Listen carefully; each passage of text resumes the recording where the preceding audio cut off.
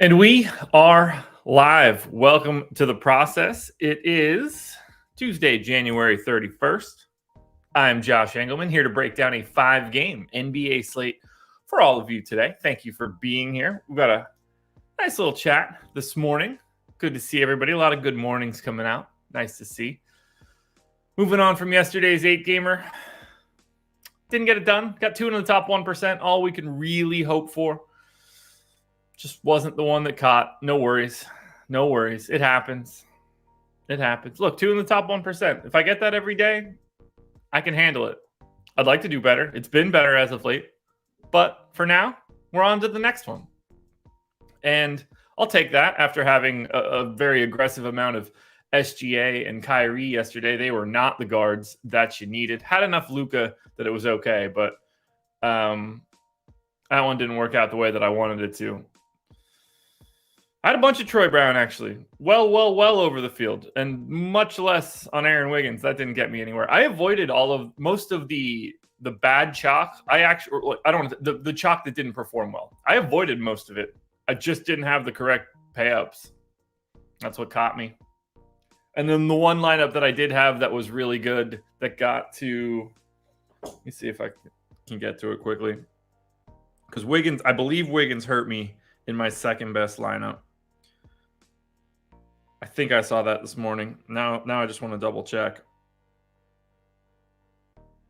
Oh, no, it was AJ Griffin in that one. I was wrong. Never mind. What do I know? Yeah, the Trae Young news stunk last night. Should have probably prepared for it a little bit more. I should have just bumped DeJounte Murray because I thought he graded out well and I didn't have a ton. But that was a situation where it would have been really good to unlock that later on. But ultimately, I was only able to swap to 20% or something like that. Something in that neighborhood. I don't know. I set it to Adam. I don't remember. Actually, I can look it up right now. That's the second thing I'll look up.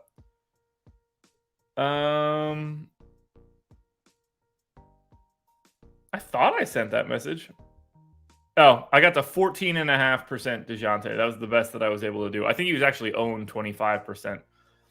I don't know if you guys saw my tweet yesterday. I was in the process of swapping out Luka, assuming that he wasn't going to play. Luckily, that news came out when it did, and I was able to scramble and get out of that. But yeah, I thought I was taking a nice stand, and that did not work.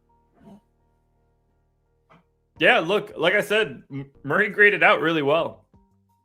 Andres, I wish that I would have actually had some or had more. But that is not how it worked out yesterday, unfortunately. Would have liked to see that happen. In hindsight, I go back in the middle of the day or right before lock and just manually bump him for what we thought was going to happen, which was the potential of Trae Young being out. But no luck for me.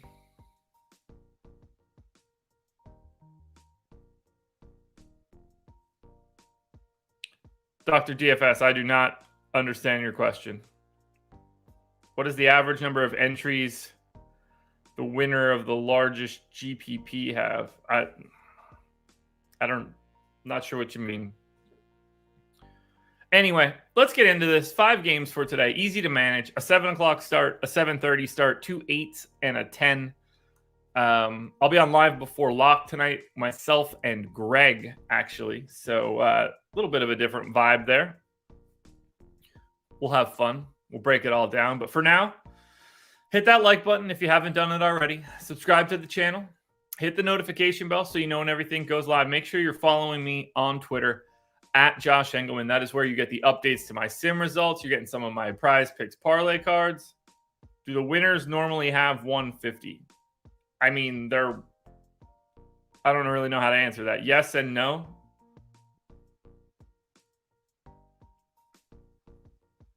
I mean, a lot of the time it's single bullets. More often than not, it's multi-entry. 150 is general. I mean, it's a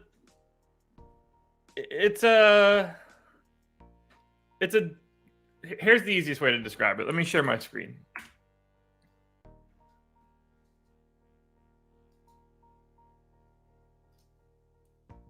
So let's do this. So in the fadeaway last night, we had 83 people enter 150 lineups. That's 12,450 entries, which is about, we'll just for sake of argument, that's 1/3 of all of the entries. So like last night, a 150 maxer won. If you want to say that all the 150 maxers have an edge over the non-150 maxers, you'd be right, obviously. I don't know, like in a day like yesterday, I'd say something in the neighborhood of like, it's a 50-50 shot that a max entry guy wins, and it's a 50-50 shot that a limited to no, like a sub 10% entry guy wins. Because like you can see it right here. Most of the, like, you get a third of the lineups 150 maxed, and then, you know, it's another 6,000 of one entry, another 2,600 of two entries, another 1,500 of three. You get a couple hundreds and 20s. Like, people keep it in round numbers. But I'd say 50-50 on 150, somewhere in that neighborhood, is going to be your chance.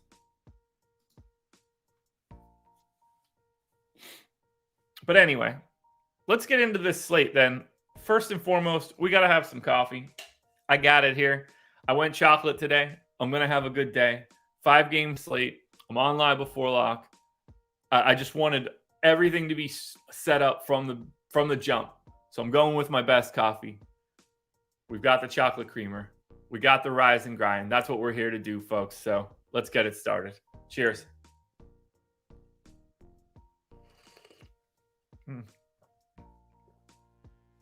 Oh, yeah. Oh, yeah. That is delicious. Let's get into this bad boy.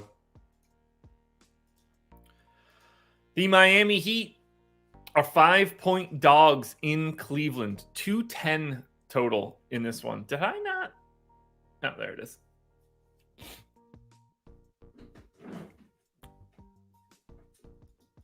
So this game with a 210 total, just to read this out loud, here are the other 4 game totals for today.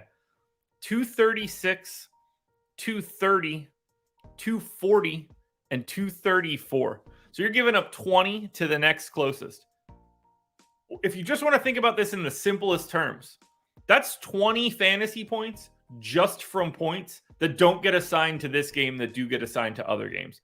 Not only that, when you're losing those points, there's also going to be less shot attempts, which means less rebounds, which means less opportunities for assists. There are so many less fantasy points in this particular game than there are in the others. Now, that doesn't mean that it becomes a 0, but it is so much less likely to prioritize things from these kind of games unless you have guys that are out or guys that are essentially mispriced to create value where it doesn't lie. Because on the surface, this is going to be a really bad spot. Now, for Miami, we got a Q tag on Jimmy Butler. We got a Q tag on Gabe Vincent. All the other guys that are normally out are out. There's no situation where we're projecting this any different than we did last time. But obviously, we could lose out on Butler or Vincent. And even if we do in this scenario, it's the 7 o'clock game, so we'll have that information. So I got Bam in for 34. I'm actually going to bump that up to 35. I got Kyle Lowry in for 30. I'm actually going to take that down to 29 and give Vincent 19. I got Hero in for 35. I'm actually going to bring that down 1 to 34. Victor Oladipo I have in for 28. That I'm going to keep. 33 for Jimmy Butler. I feel very good there, which basically just says that I got to give the rest of these minutes to either Caleb Martin or Max Strus. Caleb Martin and Max Strus basically play 26 minutes a game. I got it at 28, 21. I'm going to get Strus to 22, Caleb Martin to 27. I certainly don't have rates to change for this particular setup. because they were at full strength last time, and I 100% pulled these. So these are the correct rates for the Miami Heat. And they're just not going to look good. We know that this is going to be the case.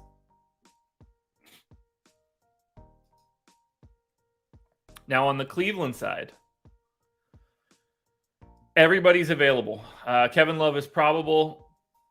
Anybody that normally plays is set to play here, which means I got 36 minutes in for, I'm going to take out all the guys that like aren't real rotation guys or that make me nervous.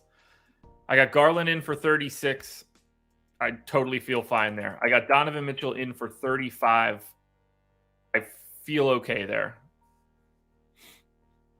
Ricky Rubio in for 16. Feels about right. We'll cross that bridge if we have extra minutes. I got Jared Allen in for 32. That I need to make 33. And then I've got Mobley in for 35. That I feel fine with. Kevin Love has not played the last 3 games. I think leaving him in for 15 minutes is probably about right at this point. Scares me a little bit just because he's like, you know, a solid enough per minute guy, but can't really go there today. So then the other guys that we need to hit are Isaac Okoro, who I gave 26 minutes. I feel okay there. Karis LeVert, I've got in for 26. He's the only guy that I don't like totally trust. I'm going to take that up to 28. He's probably not going to matter at all, but he could. Now I have 16 minutes left over. They went to Chetty, what seems like more than everybody else on Sunday. Cleveland smacked. Now, they did smack the Clippers, but Chetty played in the first half and got a real rotation. I'm not worried as much about, like, Lamar Stevens played straight blowout run. I'm going to give these final 16 minutes to Chetty. Oh, actually, no, I'm not. I got to give those minutes to Dean Wade. That's 9 guys. I don't have another way to get Chetty on. Since Love is back, I think Chetty is done in the rotation. Rick, good to see you. Longtime friend of the program.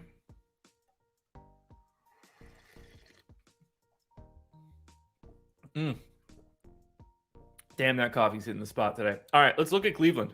Yeah, this is a disaster. So $6,400 Jared Allen is very clearly the best option on the Cavs. I'm not going to mind getting shares of Garland or getting shares of Mitchell, or to a degree Mobley, but the first two for sure.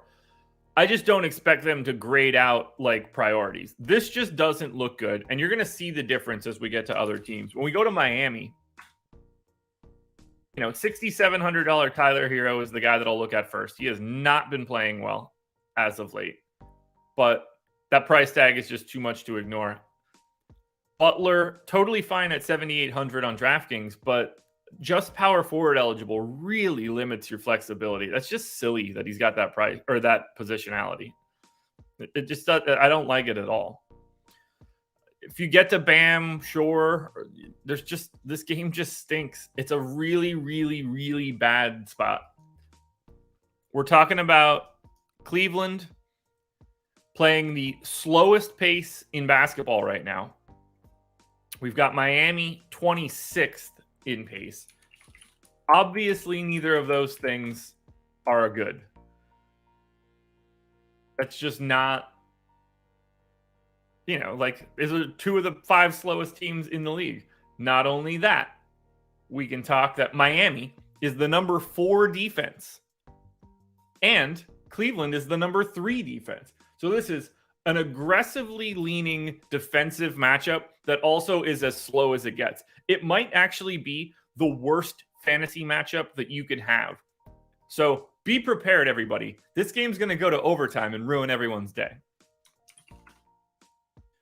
Willie, yes, I did. Yeah. The payout structures for the top contest on FanDuel, except for today, which does have the 100K up top, have just been dreadful. So I switched. We'll go to the Lakers now on the back-to-back. taking on the New York Knicks, 236 total. And we kind of know what's happening here. Whatever we got yesterday is not happening today. LeBron's going to be in, or at least LeBron is expected to be in. Anthony Davis expected to be in. So we can kind of gut this rotation and get the real stuff out there. So let's go with 34 minutes here to Dennis Schroeder. We'll maintain 29 minutes here to Russ. So it might be 28. We'll go 28 to Russ.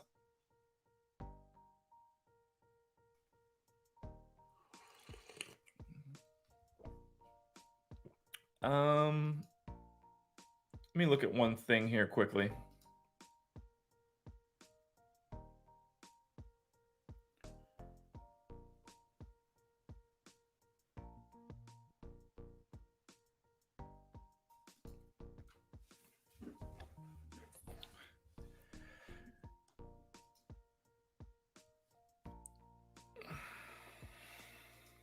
Okay, I'm back in this. Had to look up something.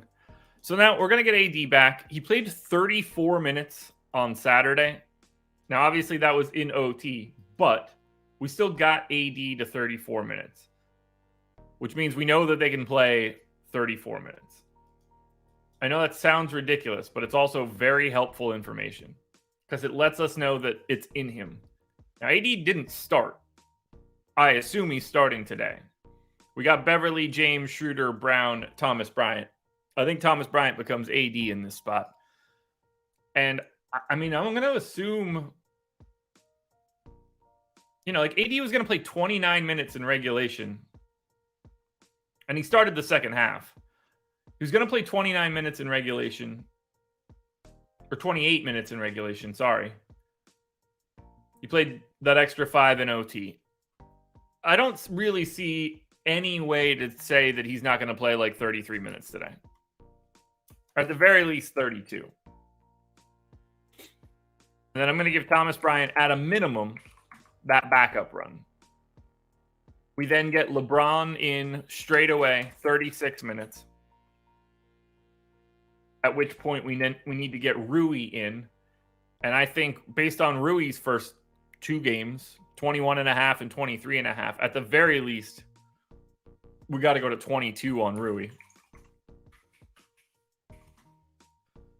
Now, after that, we're going to need to get Troy Brown, who is probably like a 26-minute-a-game guy, can close, bounces back in and out. So if I put him in for 26, next guy up is going to be Pat Bev, who's playing 29 minutes a game, upwards of 30. Played 30 in 3 out of his last 4. But 2 of those had AD out. One of them also had LeBron out. So I'm going to go to 29 on Pat Bev.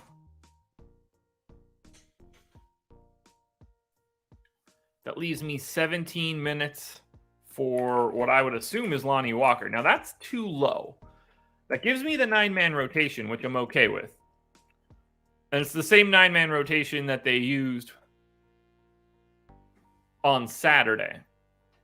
Now, Thomas Bryant and AD played 53 minutes total on Saturday, which means Thomas Bryant played as technically Thomas Bryant started, but Thomas Bryant played as the straight backup to AD. They didn't overlap at all. So I feel comfortable with those minutes there.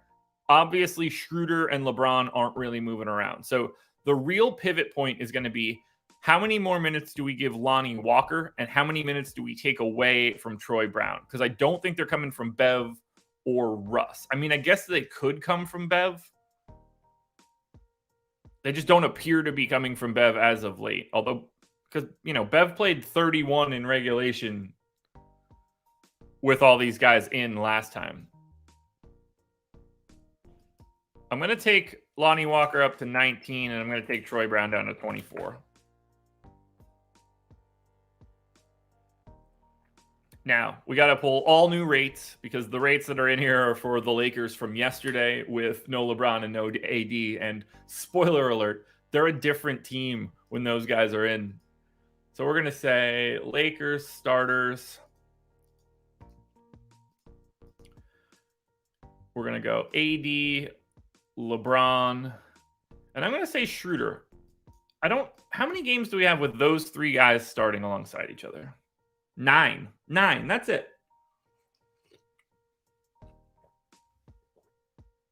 I'll tell you what, guys. I really don't like the Lakers. All right. In the 331 minutes LeBron has played in those games that they've started altogether, LeBron's got a 30.5% usage rate. I'm going to put that in for 31. We're going to get AD in for the 27.5 that he has. Schroeder in this time is at 14%. That is comically low because we still have to get Russ, who's played 247 minutes in this scenario, in at 27% usage. That lets us bring down Schroeder and Pat Bev. Now, if I just say games that LeBron and AD both started, let's just make it 2 and not worry about anybody else. And games that Russ, in fact, did play.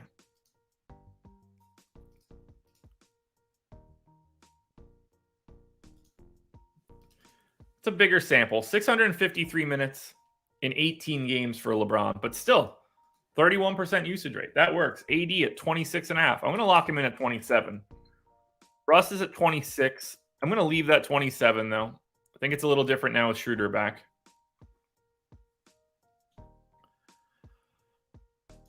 Schroeder's usage rate this season, 250 minutes in games where all three guys are around 14% usage rate. That is just comically low. I'm going to give the slight bump because you never know when he's just going to be himself. Pat Bev is at just over 10. Craziness. It's crazy how unappealing most of this team looks. Rui's just going to be like, yo, man, I don't like this. When do I get to shoot? All right, LeBron. Does he get a better assist rate? Nope. He's just himself. AD's just himself. Dennis Schroeder's just himself. No real changes to... I guess Russ gets a little bit of a bump, but that's what happens when you're running that second unit. Pat Bev? Actually down.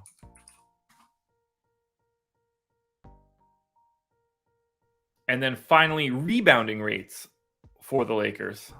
I assume that we're not going to be touching anything here from the Lakers except for like Pat Bev value play type garbage. But yeah, that's going to be the Lakers here. Are they shooting any different when they're all out there together? 58% from 2 for LeBron, 29% from 3. That is piss poor. Russ clearly not shooting well from anywhere. Man, Russell Westbrook is shooting 25% from 3 in games where AD and LeBron start and Russ is in. That is so bad. So bad. Let's go to the Knicks. Don't normally like matchups against the Knicks, but getting the Lakers in the Garden in a 2-point game is a real thing. No Mitchell Robinson. Otherwise, this is the full-strength Knicks roster, which means we kind of know exactly how to project these guys. I got Brunson in for 37. I got Quickly in for 28. I think I'm going to have to make that 27, but we'll have that conversation. RJ Barrett in for 37. Scary. 35 for Quentin Grimes. Feels right. I'm going 27 Sims, 21 Hartenstein. Since Mitchell Robinson's gone down in those 5 games, Jericho Sims averaging 30 minutes a game. I feel pretty good about 27, and I know that sounds ridiculous, but trust me. And then we're getting 18 a game out of Hartenstein. It was basically a straight split on Saturday. It was a straight split on Tuesday, straight split on Thursday. So, yeah, I think 20, I'm going to go 28-20.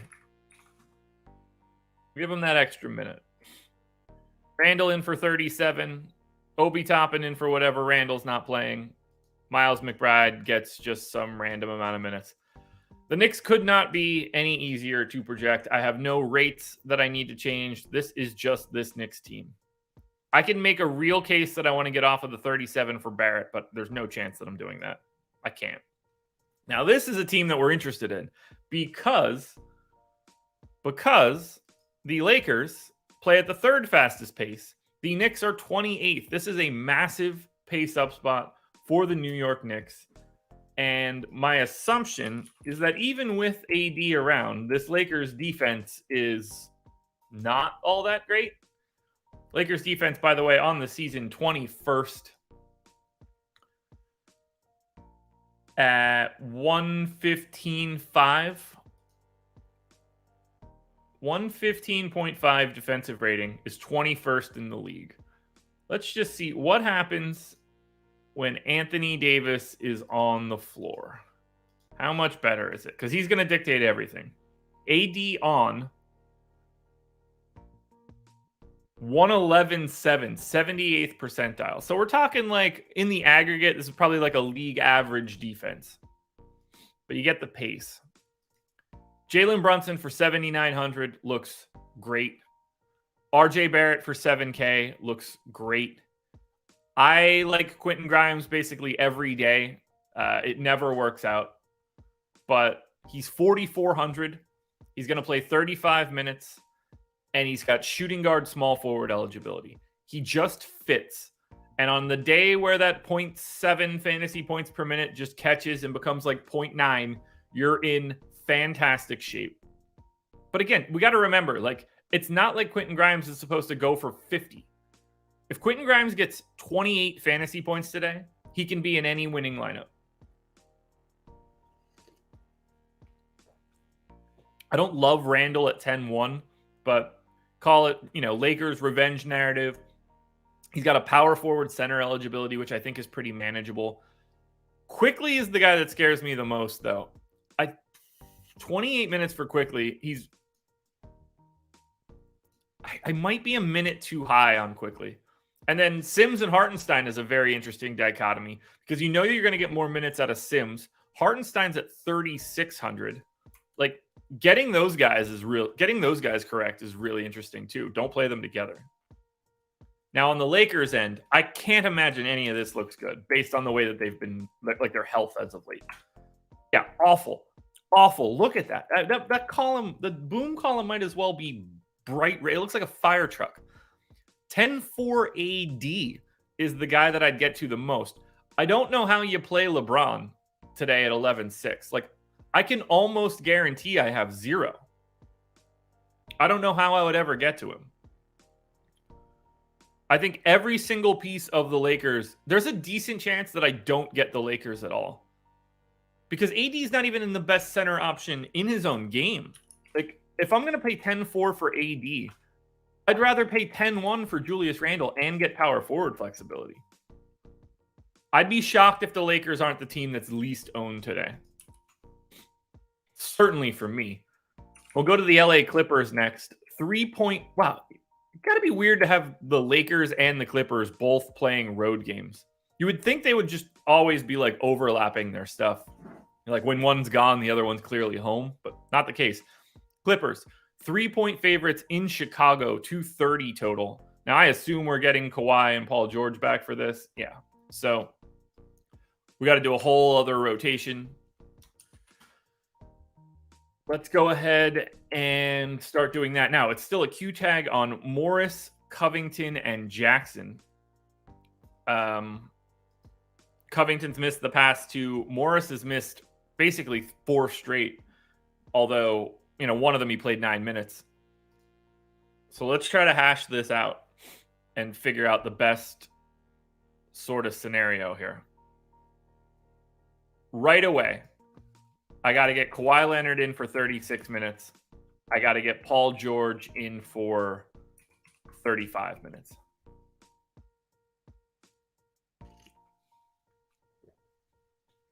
Man, I'm basically done this coffee. That's how good it is today.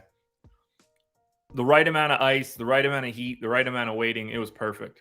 All right, we're going to go 29 minutes to Zubats. I never really feel great there. Terrence Mann is an interesting piece. Because in that stretch where all 5 guys were healthy, other than the one where we were missing out on Morris and... No, Reggie Jackson played that one on Saturday. Terrence Mann, 24 minutes feels about right. I think we have to assume that Reggie Jackson is playing about 20. We got Luke Kennard back playing very minimally. I'm going to say that Kennard is in for 20.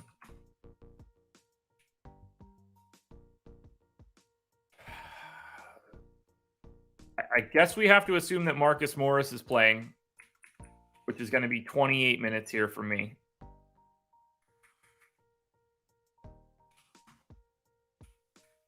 And then Nick Batum feels pretty good at like 22, 23. I'll go 23 to Batum. I know that's a weird number. And then finally, 25 minutes for Norm Powell, and we call it a day. That's 40. That's a 9-man rotation. On Sunday, when everybody was still healthy, 1, 2, 3, 4, 5, 6, 7, 8. That's a 9-man rotation here. But Kennard was still out, so we flip-flop Kennard and Covington. Yeah, that seems fine to me. I think that's manageable.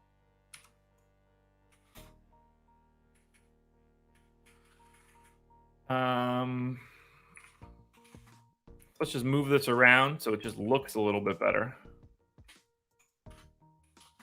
That's going to be my Clippers rotation.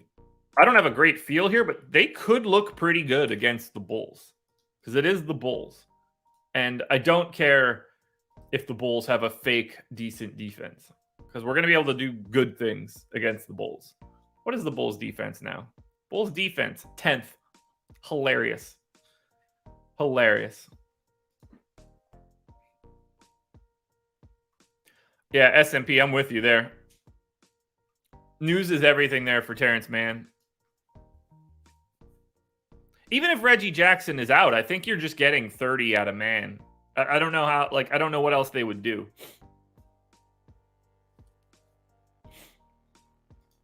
But you never know. I also don't trust this team at all. So, we know that we need to look up games where PG and Kawhi both start. That dictates everything here. And I'm going to say John Wall off because we're talking about a usage sink. It's enough games now that this is a real sample.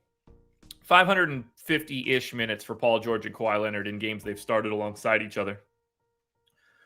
Paul George has a 29.5% usage rate. Kawhi Leonard is at a little over 26. Zubats is at basically 15. Marcus Morris is at about 17. Norm Powell, I'm sure, is soaking it up off the bench. Yep, 26. So he's basically just like the rest of these guys. And then Terrence Mann is at 14.5. So hard to trust these Clippers. Zubats assist rate, not worried about it. Kawhi Leonard assist rate needs a bump. Marcus Morris assist rate is fine. Norm Powell assist rate is fine. Paul George bump, and Terrence Mann is fine. So far, we're all good there. Joel, I don't know why you're giving up on Zubats or anybody for that matter. You shouldn't ever give up on a single player. We get those final rebounding rates, and then we could take a look at the Chicago Bulls side of this one, which I hope is just cut and dry Bulls. Rebounding rate for Zubats looks fine. Rebounding rate for Kawhi is fine. Rebounding rate for Marcus Morris is fine. Nope. Marcus Morris way too high. Bring that down. Norm Powell. He gets rebounds. Paul George, a little bit of a bump. And Terrence Mann is good. Let's go to the Bulls.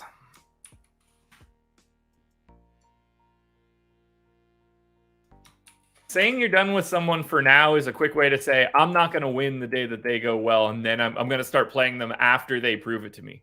It's the worst way to do it in DFS. The goal is to win.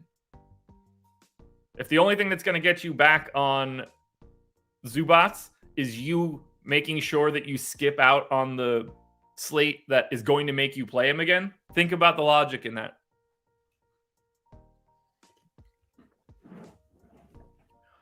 You're going to play him on a day that he pops off, and then going to go back to him not popping off and be like, oh, I can't get him right. Well, that's because you stopped playing him.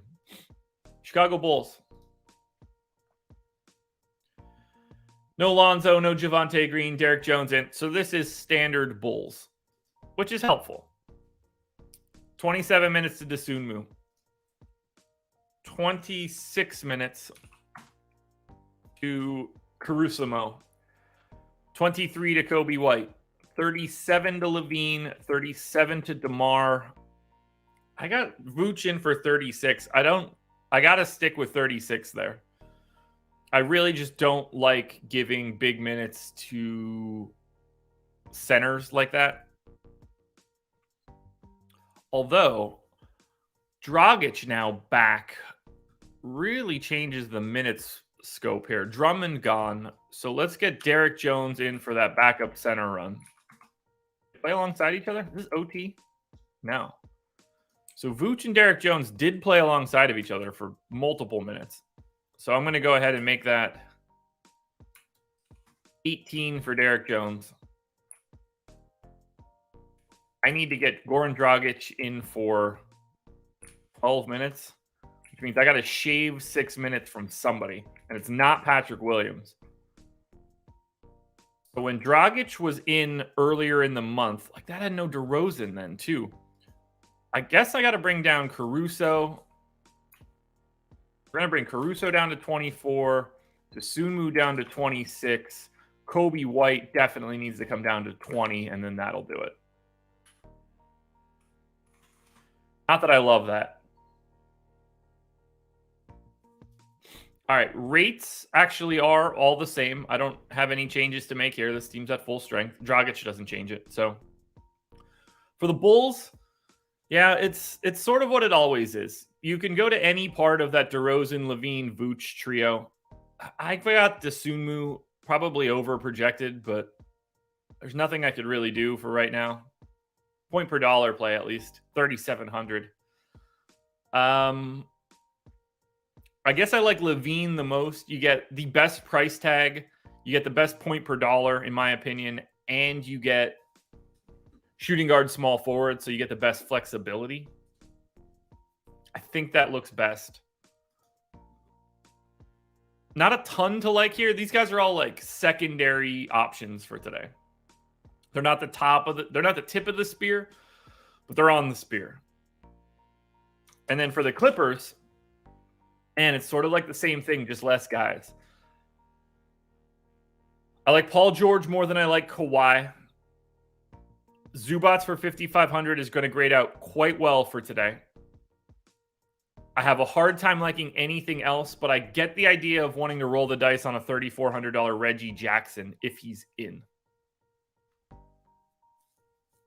Not the best matchup there. These final two games are going to be the ones that I think create everything. The Charlotte Hornets are 12-point dogs in Milwaukee. 240 total here. No Kelly Oubre, no Cody Martin. So this is going to be pretty standard Charlotte rotation, which they seem to have dialed into a 9-man rotation. I'm going to just do it from scratch since we didn't have Charlotte yesterday. So we'll start it off with LaMelo Ball. Oh, I just deleted the Bulls. That could have been so much worse. All right, let's try this again. We'll delete everything here. We'll start with Mason Plumlee. Mason Plumlee's playing about 28 minutes a game. I'm going to go 29 Mason Plumlee, 19 to Mark Williams. We're going to get LaMelo Ball in at the point, 35 minutes. Going to get DSJ backing him up, playing about 21 minutes. And then I can get Terry Rozier in for his 35, 36. No, 36 to Rozier. Just seems to play that constantly. And then we need to go to PJ Washington at the 4. He's playing 33 minutes a night. That works. Seems like JT Thor at straight backup at a minimum. Well, maybe not at a minimum, at a maximum. because we're going to need to get Jalen McDaniels in for, I guess, 52 minutes. I'm just going to go 26 and 26 to McDaniels and Hayward. So I'll go 25 to McDaniels and 27 to Hayward. That looks good to me. How big is the sample for Charlotte with like all of their real guys starting? Hayward played, Rozier played, and LaMelo played. How many games have they played together this year? Like 4? 10. Okay. But now if I take Kelly Oubre off, that's really going to ruin things. LaMelo Ball, 258 minutes in games where he's played with Rozier and Hayward, and LaMelo Ball, and Kelly Oubre was not on the floor. Good enough that I can get an idea. LaMelo at that point is at a 30% usage rate. That works for me. Rozier in this scenario is at 23. Lowest I'm going to go there is 24. Peach is at 18.5. Mason Plumlee is at 14.5. 15 works. Mark Williams in those 97 minutes is at like 16 and change. That feels wildly incorrect. So we'll go to 17.5. Jalen McDaniels, no way is he at 18. Yeah, way lower. Gordon Hayward is at 18. DSJ off the bench, 59 minutes. Just let him be himself. That allows Jalen McDaniels to be right there.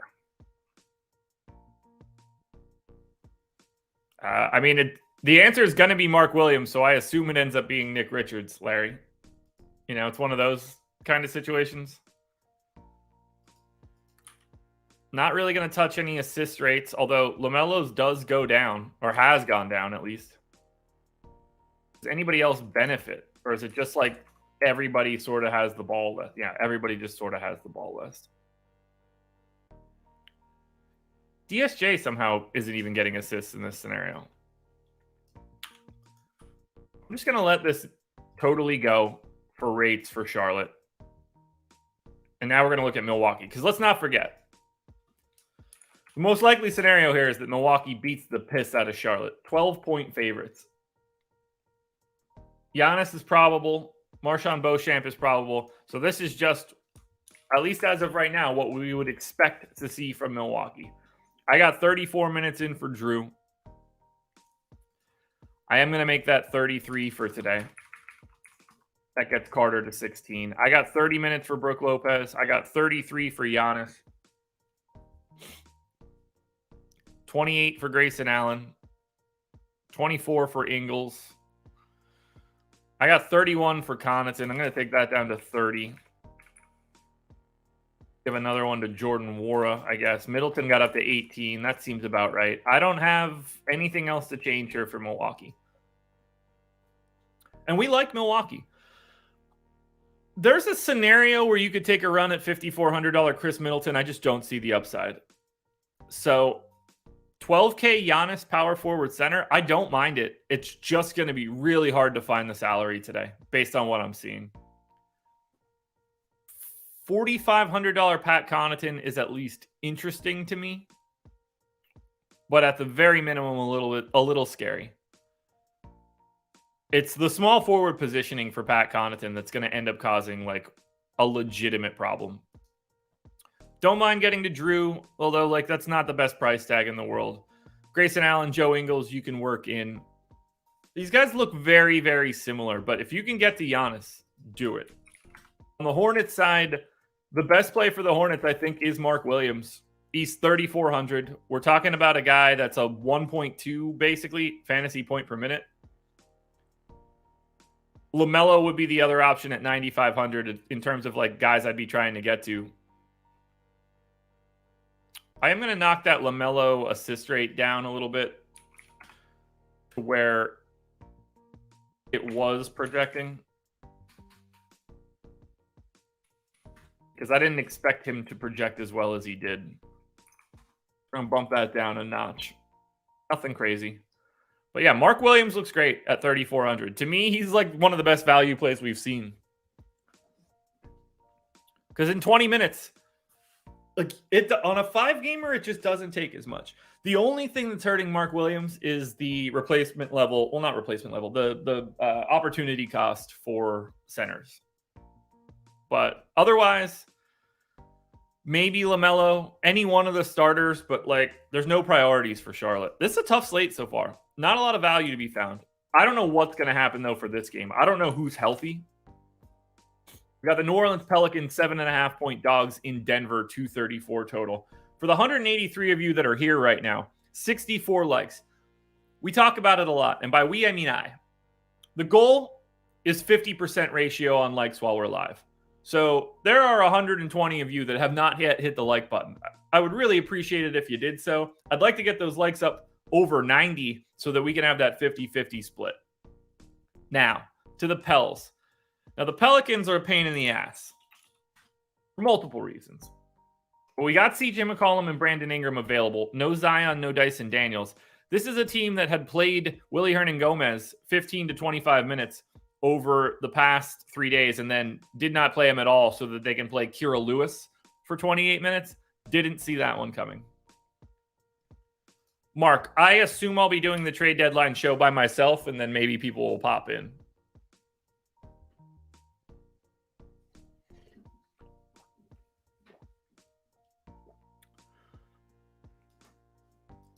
All right, let's get the Pels projected. Right away, we go CJ for 35 minutes. We know that. And then we know that we need to go to Joval for... It's hard to ever say something less than 26 minutes, but I got to go to 26 there, even though I don't know if I should. At the very least, Larry Nance is going to back him up. Joval and Larry Nance didn't even split all the minutes on Sunday, but that's fine. I think that they can play 2 minutes alongside of each other today. I'm only going to give them one, however. Yeah, Larry, the stream element is actually correct there. We got word yesterday that it has now become 1 month and not 2, but the graphics for this have not been able to be updated yet. Appreciate you pointing that out, though. But technically speaking now, the BetMGM promo is 1 free month of Stokastic, not 2. Okay, so we've got CJ in, Joval in. We know Brandon Ingram's got to start. Brandon Ingram, I assume, is going to play. Let's see. So he sat out the second half of the back-to-back, played 29 minutes on Saturday.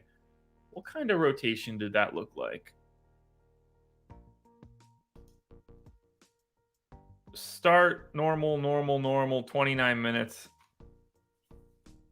I mean, he played, 14 minutes in the first half, basically 15 minutes in the second half. At the very least, I'm going to 30 on Ingram. Didn't look great. Don't want to over-project him. We know that we got to get Herb Jones in. He's been playing 26 or so a game. We'll go 27. Now, I assume we're going Trey Murphy here as the fourth guy? Or is it going to be Najee Marshall?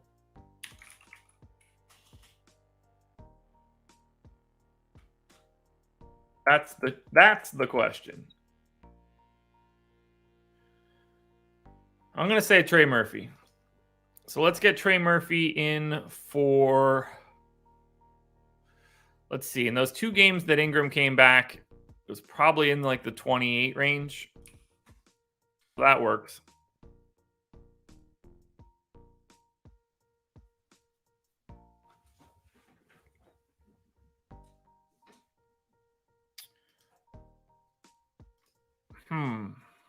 Tricky team to try to project right now. And I assume we get like 24 minutes out of Najee Marshall. The question really is going to be, do we get Jackson Hayes? Which I assume we don't. But at the same time, We then have this like leftover minutes from Willie Hernan-Gomez. So let's get Devontae Graham in for backup point guard run. And let's just apply the minutes that we know Najee Marshall is going to get. I don't want to think about it positionally. Actually, let's get Alvarado as well. I think Alvarado is going to be good for 24. I'm going to say that Najee Marshall is also good. 24. That leaves me 10. So I could either run a 9-man rotation, which they did not do on Wednesday or Saturday in the 2 games that have had Brandon Ingram back. So I'm going to give those 10 minutes to Jackson Hayes. I don't love it, though. I could just as easily give those 10 minutes, spread out 9-man rotation to Devontae Graham and somebody else. We're going to drop him into Jackson Hayes for right now.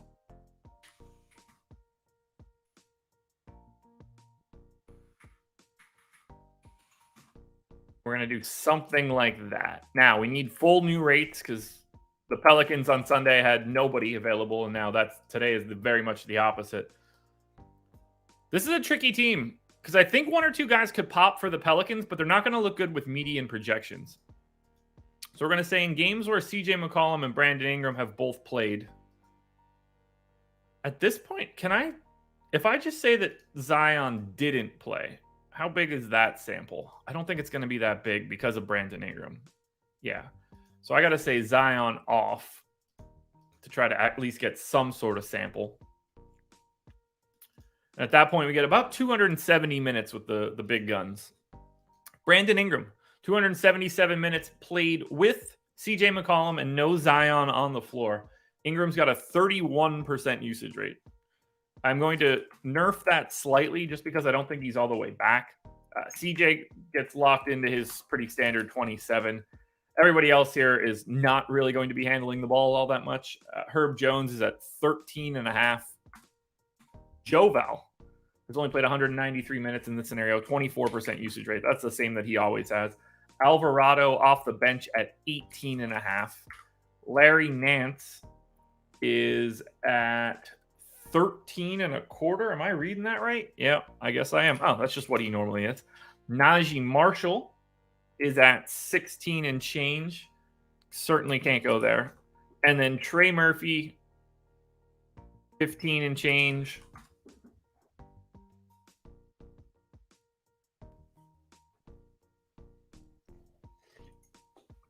A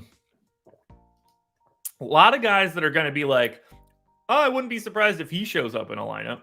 Just not at all the way that you want to do this. Assist rates can all just stay the same for everybody. Rebounding, and the only thing I really need to see is Joe Val, who is dominating the glass in these scenarios. PI is fine. CJ is fine. Nance, different. Nance down. All right. So that's going to be the Pels. Give me healthy Denver, please. Give me healthy Denver. Q tag on Jamal Murray. Injury management. I assume they play tomorrow. No, they don't. So they don't play again until Thursday, and they play the Warriors. I mean, we have to just assume that Jamal Murray is playing today. And they're not on a back-to-back, so I just think that we're going to get him no matter what. So 34 minutes for Jamal Murray. Honestly, you can make a real case it should be more than that. I'm going to gut this rotation quickly since we're getting MPJ, since we got MPJ back on Saturday. I'm going to say it's 35 minutes for Jamal Murray. I don't want to go much higher than that. I'm also going to go to 35 on Jokic. It means that I'm going to go to 13 on Zeke Najee. KCP is just KCP. He plays 32 minutes a night, like clockwork.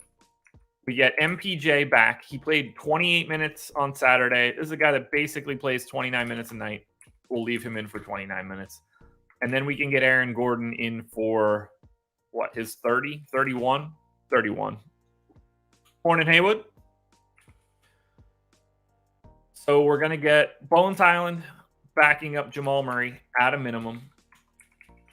We're going to get... So Chanchar is done. Jeff Green as the backup to Aaron Gordon. We get Bruce Brown in for, I can't do 30, but like 28, 26.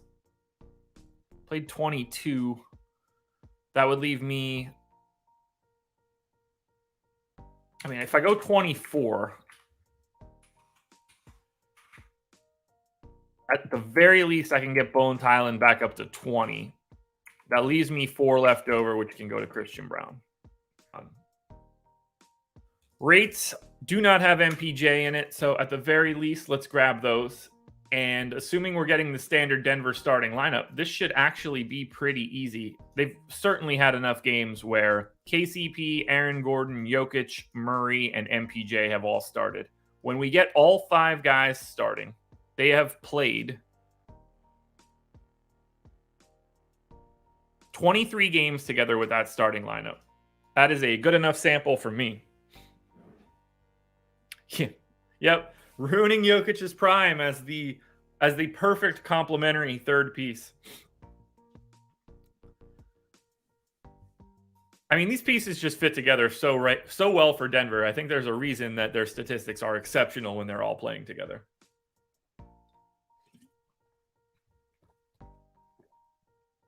All right, Aaron Gordon, just under 20% usage.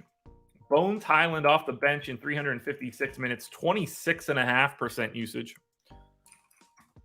Bruce Brown, also mostly off the bench there, just under 17. That's actually, let's see, 16-7. I'm actually going to go with 16-7. Jamal Murray, 25-8. KCP is at 13.5.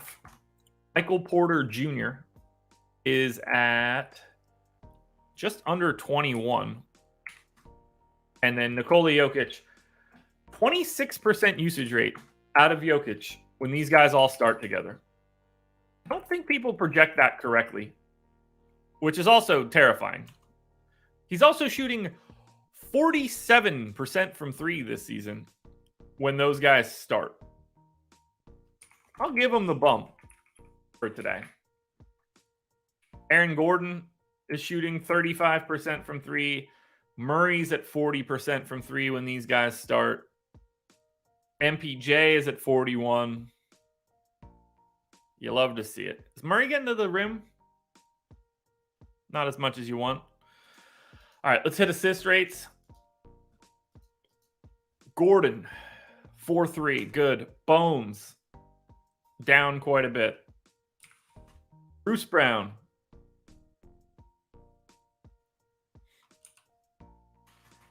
S&P. It blows my mind, man. I just don't know. Like, I really don't get it sometimes. Never in my life have I actively just wanted to be wrong over and over again, but so many people want to. Wow, Jokic's usage rate or assist rate is so high. Finally, we're going to close this out with rebounding. Gordon is normal-ish. Bones. And I hope they trade Bones. I would rather them get somebody that actually fits this team. Bones Highland has basically no future with the Nuggets. You can't play him and Jokic together. KCP 4, Michael Porter Jr. 8, Jokic 12. All right, here we go. Final game done. We're at the hour mark. Got 186 people in here. Where did we get to? We got to 90 likes. You guys are the best. If we can get to 100, they're even better. But let's talk this through. Jamal Murray, 7,500 on DraftKings. That is my preferred option for Denver. But if you can get to Jokic, do it. The balance between Jokic and Giannis will be interesting today. KCP, Gordon, Porter, and Bones, honestly, are all viable for today.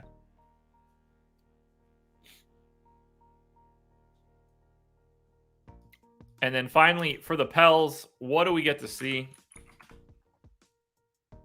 Very difficult to like the New Orleans Pelicans with Brandon Ingram back. We got, $6,500 Joval is interesting. He's also absolutely terrifying. We have no idea how many minutes this dude is going to play.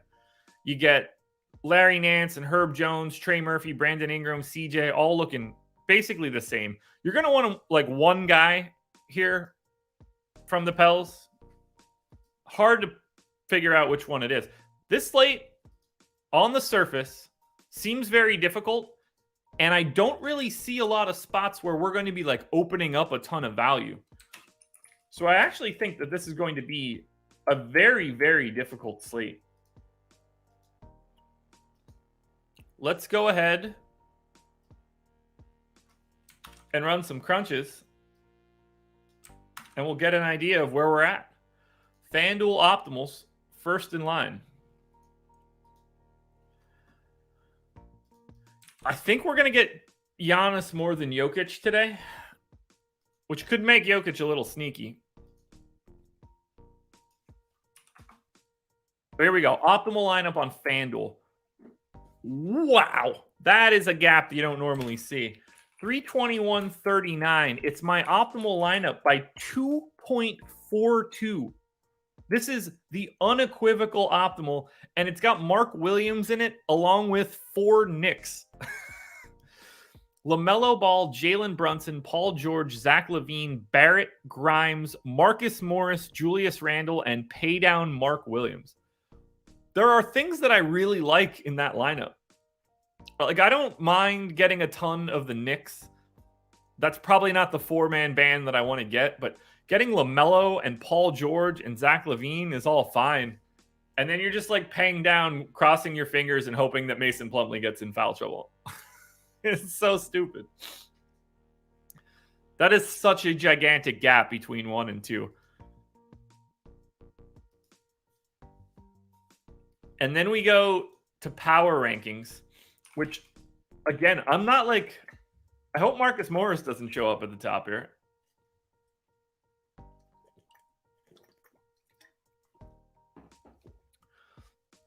I know people will freak out about Grimes. If Grimes is first, then I'm going to make a change just so it doesn't come up like that visually. This guy is just scoring 15 fantasy points a night. But he is down to 4,100 on FanDuel, which means, honestly, we're talking about needing like 25.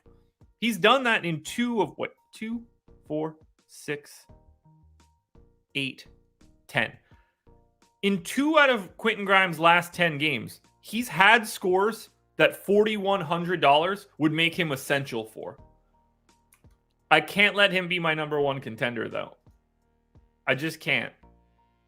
I can't say that. I don't want to say that on the stream. But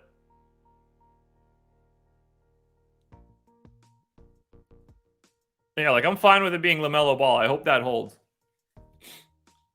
But yeah, people are going to react to having Grimes as high as I do. I love the idea of getting him today. LaMelo Ball 1, Grimes 2, Brunson 3, LaVine 4, Barrett 5, Randall, PJ Washington, Paul George, Drew Holiday, and Donovan Mitchell round it all out. Looks like the Knicks are going to look pretty good today. No surprises there. They've got the biggest pace-up spot on today's slate by taking on the Lakers. It all looks good. Now we'll go to DraftKings. Now, this is where I really think Quentin Grimes is going to become a problem. But he does have a slightly higher price tag. But that point guard, shooting guard, small forward eligibility is where it really, really becomes an issue. So, as I grab DraftKings,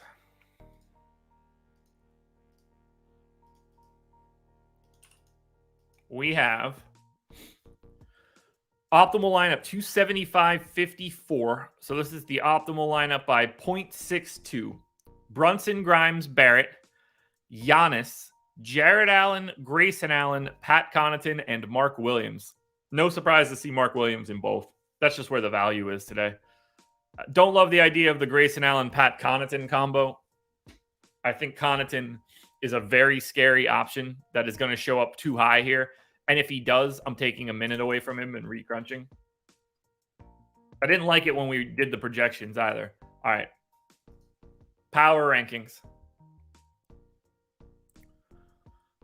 Look at that pack of Knicks.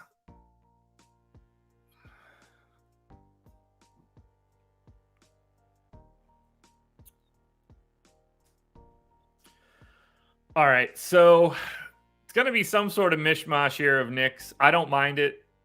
Looking like Grimes is going to be number one. I can't say anything different here for 4,400. Just like, let's just say at 4,400, 28 or more is going to get you where you need to be. 26.75 will totally work here. 32 obviously totally works here. It just doesn't take much based on the slate size. Now, again, Grimes will go away. The moment value opens up, look, like Mark Williams is 4. The moment we get any real value, that guy's going to be the number one play of the day because there's nothing else out there today. Nothing else exists. Grimes, Barrett, Brunson, Mark Williams quickly are my top 5 plays on DraftKings. 4 Knicks and the backup center for the Hornets. Pat Connaughton, Jared Allen, Randall, Murray. It's like all of the pay-up options are the same person today, and you just have to randomly pick shitty, low-dollar guys. Because Mark Williams, this is why I like what I have. Because Quentin Grimes and Mark Williams are coming up in comparable amounts, and they're two completely opposite plays. You get this is why value is non-existent, because you can get Grimes to the top as a terrible point per minute guy in big minutes, and you're getting Mark Williams to the top, a great point per minute guy in no minutes. It's grabbing it from anywhere that it can find it, and that's why we're funneling those two guys. Crazy slate for right now. Hard. Very hard. Which makes it fun. Makes it a lot of fun. I think we're done here, folks. We're up to 200 people. 97 likes. We're exactly where we needed to be on our way out of here, folks. I'm sure the Hornets will go back to Nick Richards, at which point you'll see me tweet about it. And I will be very, very upset because I assume that Mark Williams will end up being one of my more exposed plays if we don't open up any value. And based on everything that we looked at through those 5 games, I don't see where it's coming from. It's going to be random right now. Going to be random. Did we get to 100? 105. On that note, folks, I am going to get out of here. Thank you for joining me on this one. I love doing this show. We're back again for tomorrow. Another day, another process. That's what we do here. 6:30 a.m. Eastern Time, Monday through Friday. Keep an eye out for the rest of my content. Contenders out shortly. Strategy show with Laffy for today. Live before lock with Greg later on. And keep your eyes peeled to my Twitter for prize picks. I'll be dropping my prize picks cards there, and you will be seeing a prize picks video from me coming up soon enough. Good luck, everybody. I'll talk to you later. This was The Process.